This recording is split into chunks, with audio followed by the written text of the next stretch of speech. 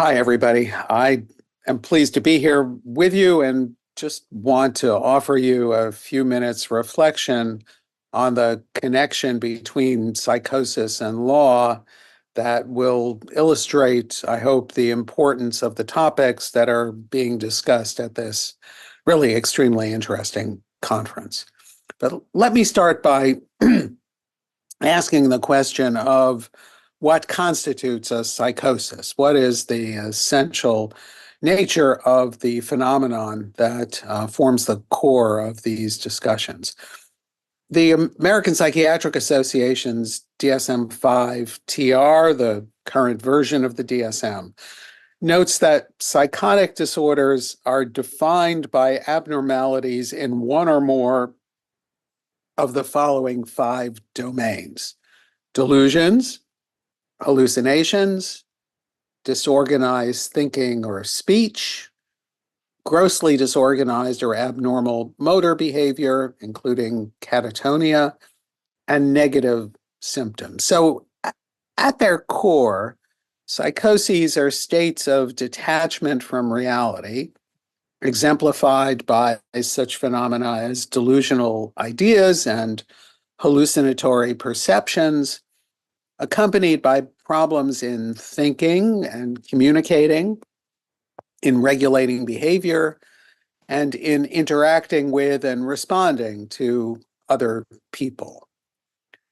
Psychoses can evolve as the result of some interaction between a genetic predisposition and environmental factors, stresses that someone faces in their life.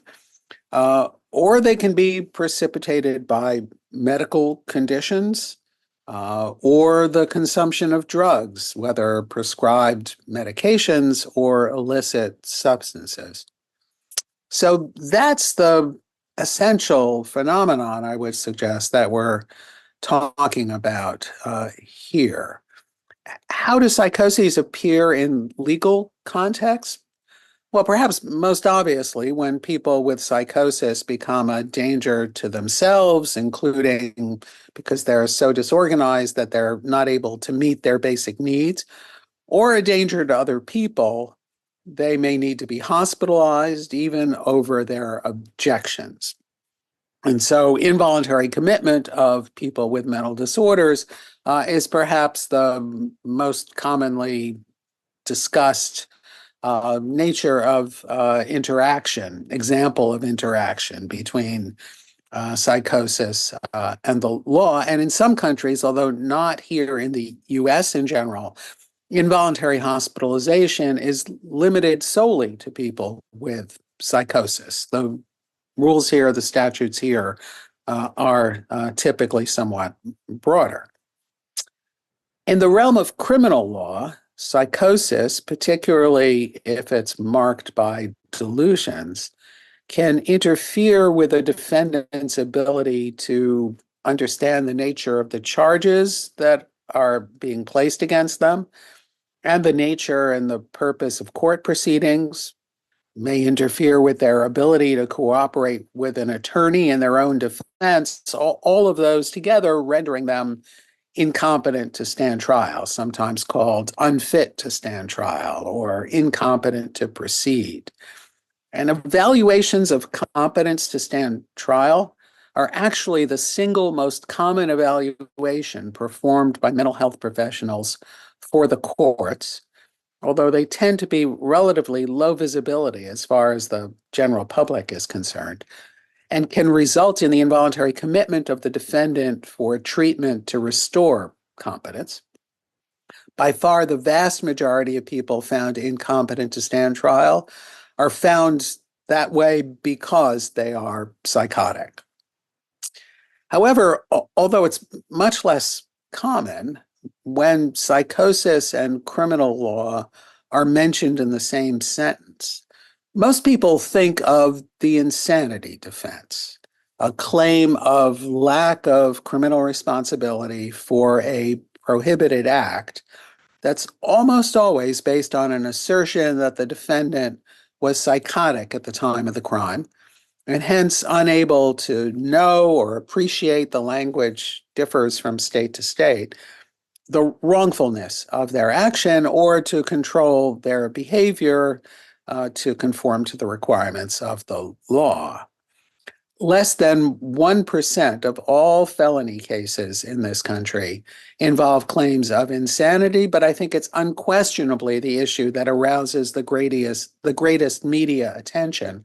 And surveys that have looked at public estimates of the proportion of cases that involve claims of insanity show that some portions of the general public believe that the proportion is 50% as opposed to less than 1%. So this is where public attention is galvanized. But just as psychotic symptoms can render a defendant incompetent to stand trial, in civil law settings, psychosis can leave a person incompetent to engage in many of the tasks that we're ordinarily all free to undertake. A person could be adjudged to be incompetent to write a will, to lack what's called testamentary capacity, to sign a contract, to testify in court, to convey a gift, to make medical decisions, to marry, to have custody of their children, to vote, and to manage their own everyday affairs, including their finances. Findings of incompetence, and these days, again, in most jurisdictions, courts are encouraged to make focal findings that are centered on the specific incapacities of the alleged incompetent person before them.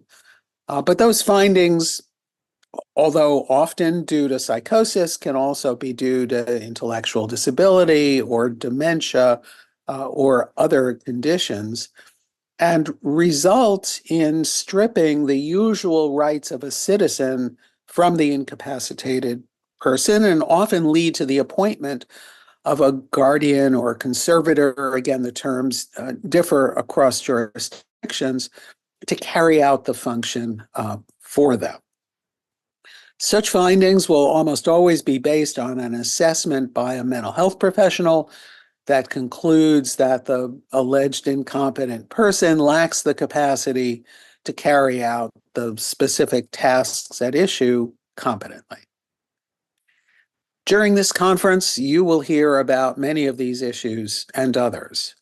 The critical role that psychosis plays in the legal context underscores the importance of accurate diagnosis, careful, evaluation of the impact of psychosis on a person's functioning, and effective treatment. These are issues you will hear about as well. I'm confident that you'll come away from this meeting with a much greater appreciation of the complexity of psychosis and the disorders in which it's manifest, and also the complexity of the law's efforts to deal with these multifarious manifestations. So I wish you a great learning experience in the talks that follow.